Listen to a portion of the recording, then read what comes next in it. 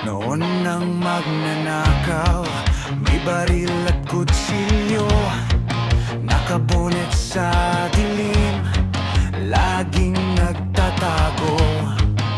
Sa eskinita naghihintay ng mabibiktima, takot na mahuli, takot sa karma.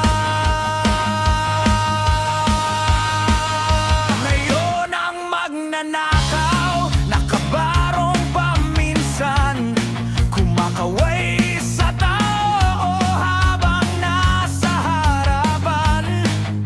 Naglalakad sa red carpet, may nangiti sa labi, parang bayani ang tingin ng marami.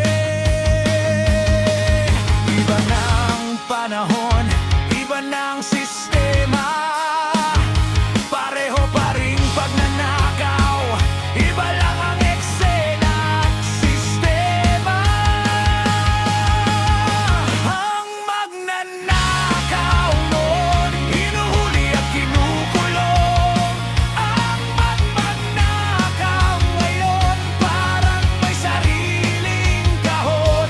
Noon dala-dala lang laman ng kanilang bitbit, ngayon bilyon-bilyon. Pero bakit tahimik ang magnanakaw noon? Takot sa kamera.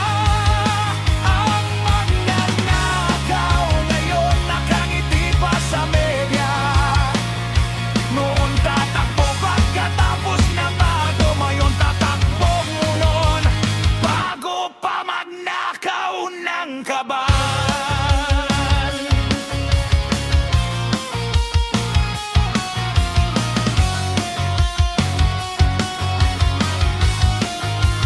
Noon kapag delata ang ninakaw sa tindahan, pag nahuli diretso agad sa kulungan.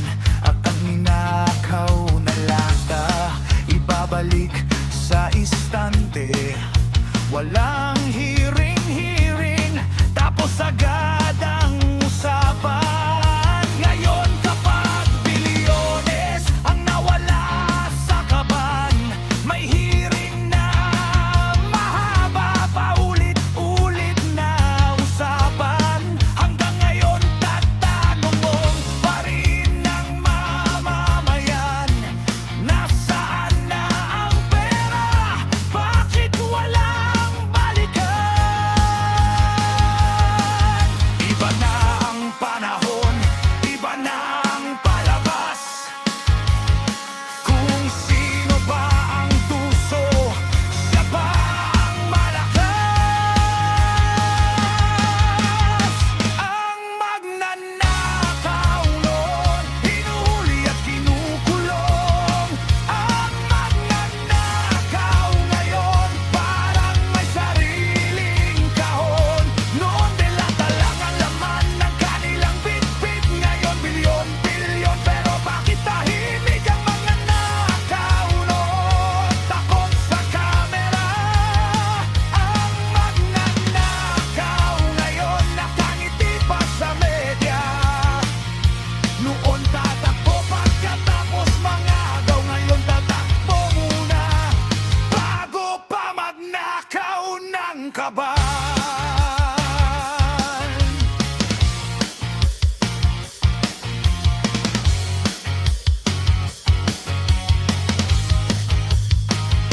Noon pag nahuli, hiyang-hiya sa mukha, ayaw humarap kahit isang kamera. Ngayon kahit 10 kamera ang nakatutok sa kanya, ngingiti ba't kakaway parang walang problema. Noon hinuhuli agad ng pulis sa kalsada, ngayon may barkadang handang sumalot, magbantay pa. At kung minsan ang dapat na nagbago,